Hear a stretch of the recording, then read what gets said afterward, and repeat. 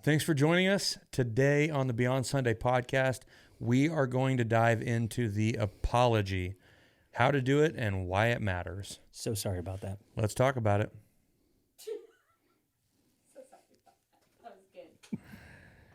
Sorry. Sorry. Yeah. Also, so sorry. also not the best apology. Just sorry. You're really sorry. Probably not the most authentic ever, though.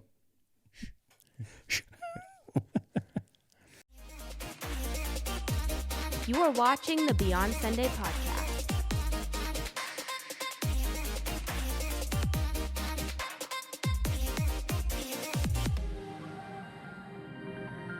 So we're going to dive into the apology. Now, I think there is a serious art and skill to a good apology. Agreed. I'm sorry you're too fragile to understand what I meant. Not a good one. Okay. Yes. I'm glad we're clear because I was going to have to let you know that one was wrong and not good at all. I wanted to set up an example of what not to do first. Right. Yeah. So what are the fundamentals of an apology? Okay. A good one. A good one. Let's clarify. I think we've seen plenty of them in our lifetimes and a lot of bad ones. And actually, one of my hopes for this is that we're going to break down some things so that we can actually all get better at this. So one of the first things I think that is fundamental is being specific. Yep. Because I've seen way too many times, done it myself, is, hey, I'm sorry. There you go. And it's just kind of this vague, hey, I'm sorry about earlier. Hey, I'm sorry I upset you. And, these kind of very vague, generalized things. I think there's several things that have gone wrong there. That doesn't make you feel better receiving that? No. Turns out, no, not. No, I think it does two things. In the fact that, one, I think the person who hears it doesn't really receive that understanding that we're on the same page. We talked previously that part of it is we have conflict. We're not on the same page, whether it's emotional, it's an objective thing, whatever it is. We're not on the same page. And just by going, hey, I'm sorry, doesn't let them know I'm trying to get us back together. But I think being specific it's good. gives some of that. And I think also it really helps us own certain things. Mm-hmm. If I just say I'm sorry and I'm really vague, I don't own something. But the more specific I am, we talked last time about searching your heart and things like that. When you have to say, hey, I'm really sorry, I was out of line here. This was inappropriate what I did here. You start saying that, I think, one, it's very vulnerable. You're going, here's where I'm at, and I am really sorry for these specific things I did.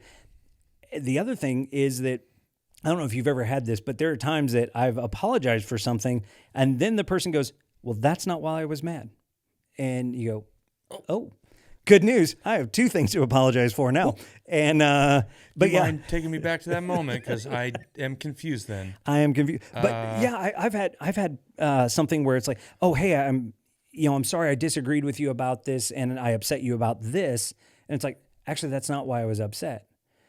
Not invalidating that those things happen, but what upset somebody was that, it was actually the tone you used, or you said this thing that reminded me of an argument I had earlier in the day. We talked about past conflicts piling up. Yeah. So I think the specificity not only is more meaningful, not only, helps us process through things, but that specificity may get the other person to go, actually, let me give you some feedback on why I'm mad. And it processes forward. Yeah. Have you ever just had a terrible apology? Just given to you? What's the worst apology you've ever had? I have no idea. I've had horrible ones I've given. I can tell you that much. I've given horrible apologies. Like one of the worst. I couldn't think of one specific, but I know I've probably given a number of times is, hey, I'm sorry if I made you upset.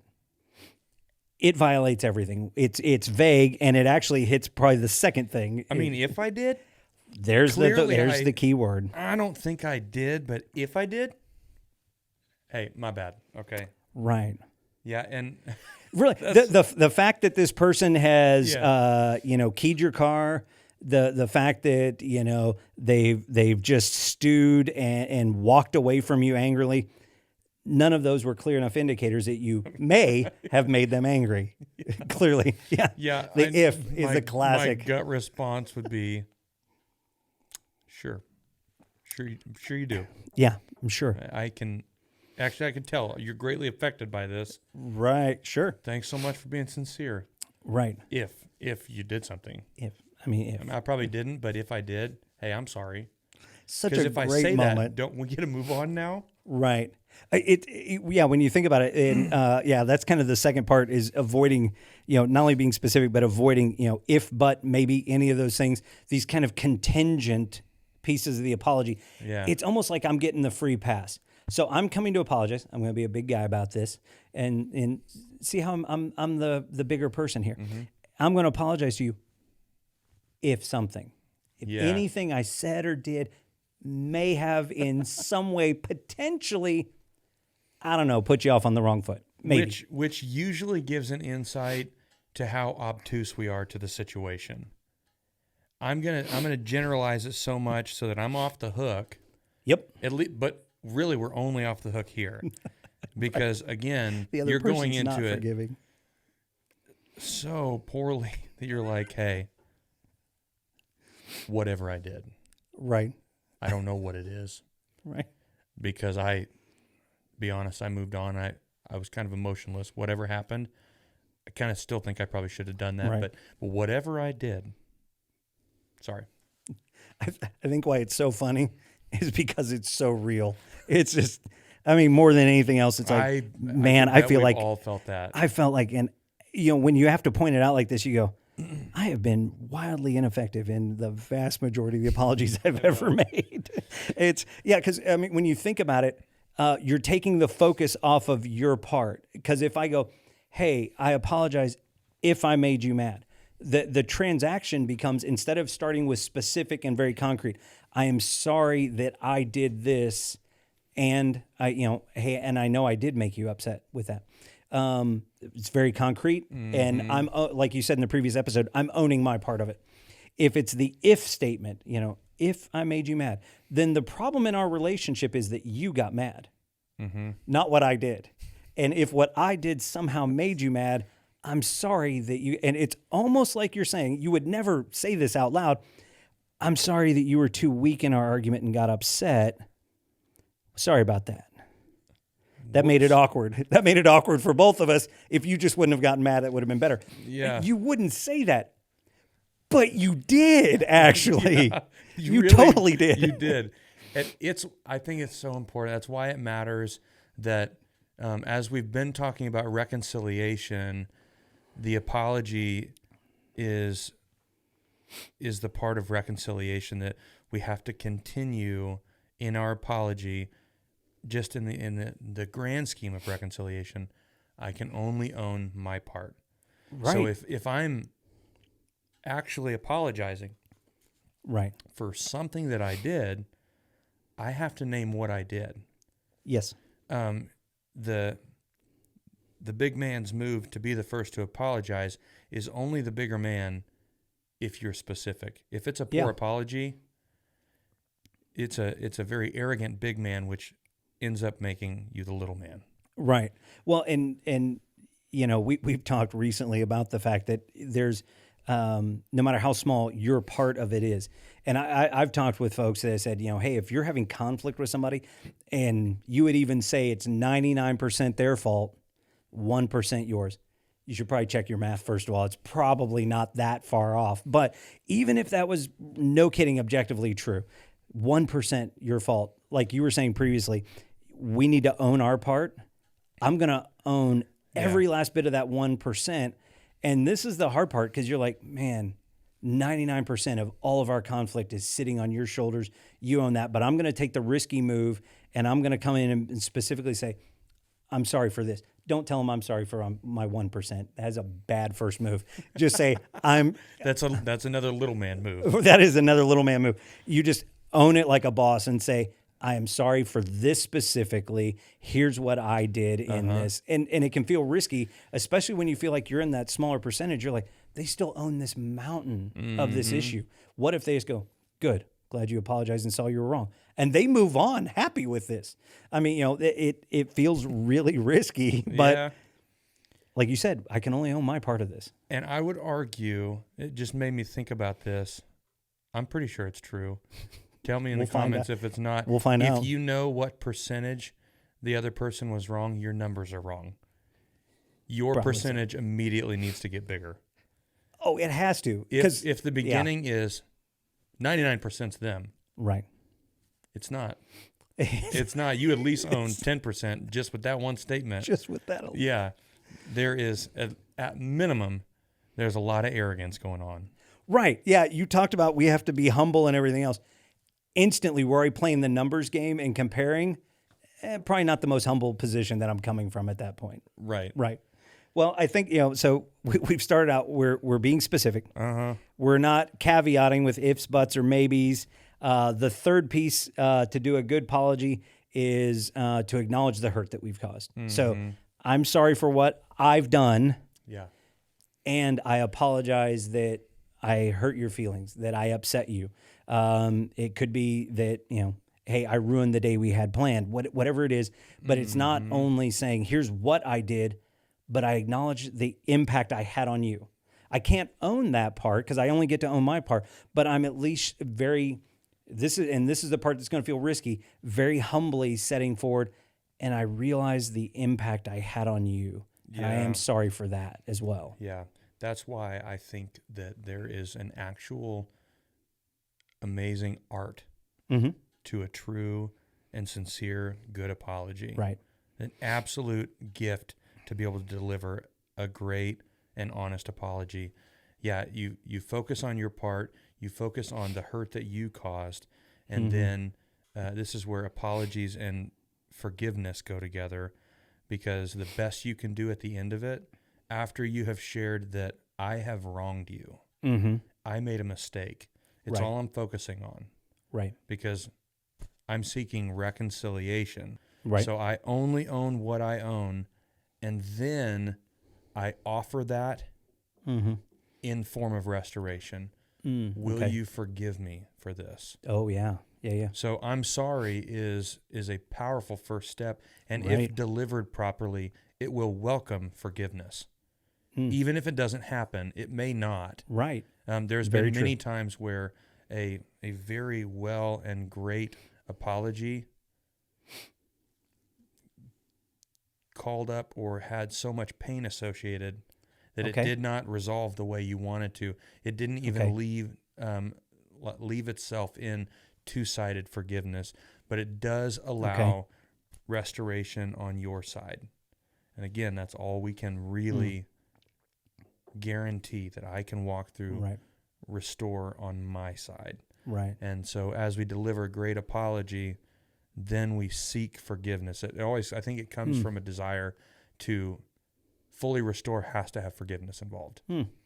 Yeah.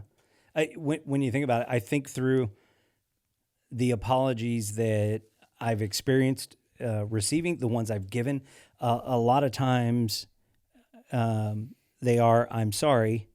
And then the piece that closes it is, that's okay. Hey, no sweat, whatever. It has this dismissive sort of, it's fine kind of feeling. But from what I just heard you say is, hey, I'm sorry for these things. Again, I'm going to be specific. No caveats, ifs, buts, or maybes. I'm going to acknowledge the hurt. Will you then forgive me? I'm extending this out. That's super humble because you could get crushed right there. So Yeah. very vulnerable. But think about it. How often have you either said, because I know I don't very often, I'm not really good at that, or somebody said to you, will you forgive me? I mean, you're literally offering a moment of restoration, the authentic, true close to the conflict, Yep. which is so different than, no, it's fine. Right. Yeah, we're good. Right. And a super tense moment in a process of healing, because you're like, will you forgive me? And Yeah. if delivered well, you can feel the sincerity on somebody's heart Yes. and spirit. Like a bad apology, it stinks from a mile away. Yep. It's like, really, are you, Yeah, fine. is that your best? Yeah. That's your best effort, really. Yeah, that's the apology that gets we're fine. That's Yeah. I want you out of my face with this now. Will you forgive me comes out a lot more like, we good? Right? Yeah, we good. No, we're not good. Will you forgive me? Mm-mm. Right. Yeah. Yeah. That forgiveness thing is, I think that's the, you keep using the phrase that art, that's the piece of the apology that so often we're missing is the very humble heart that says, here's everything that I've did. Here's everything I'm sorry for. And I'm placing our I'm placing our relationship back in your hands. And will you forgive and help me to restore? And it's inviting that person, because it's been you extending out, it's inviting that person to close that gap and meet you back in the middle. And it's a very humbling and vulnerable spot. I think that makes me think of what a great way and thing to incorporate into an apology. After you share specifics, even just asking the question, what could I do to help restore? Oh, okay. I mean, just literally asking the question, if we're talking about resolving conflict and we're being specific, right? Not even just specific with what I've done, what are some things that I can do to help restore it? Yeah. I think that it can allow, again, a more uncomfortable even layer at times. How about leave? Never come back? That one's not going to go the way you wanted it to, but yeah. Well, and I think that's one of the last pieces is that, we talked about our motives previously in a previous episode. What are our motives that, as we're coming to the apology, that's where the rubber meets the road in our motives, because we have to just trust everything into God's hands. Is that I've extended this out and I've asked for forgiveness, and in truth, it could be, no, I'm still too hurt. Maybe someday, but not now. And you may want certain outcomes, but if we've literally left those on the table, I'm just here to reconcile and restore this. I like that you keep using that word. If I'm here to restore that, I'm actually going to trust any of the outcomes, any next steps, everything else over to God. And that's one of those positions I don't think that we're really comfortable with a lot of the time when it comes to this. We want to, get this nailed down really well. Yeah. Yeah. So I think that that's a good reminder, even to me, just even as I'm preparing it, there's a difference in really talking through it, because approaching an apology, like we've said, it is such a dynamic art and a gift to communicate in that way. But I'd encourage anybody listening, and I'm even encouraged myself as we're having this conversation, not only to own the way that I will deliver and seek forgiveness and reconciliation, but respond in such a way that allows restoration to happen. And like we've talked before, we're going to fill some of those gaps with grace and humility and trust. And so no matter what it is that you're walking through, I'd encourage you to spend some time seeking God's word, God's wisdom on how and what your next step is in seeking forgiveness and reconciliation through the art of an apology. We'll see you next time. This has been another episode of the Beyond Sunday podcast. And don't forget, like, share, and subscribe.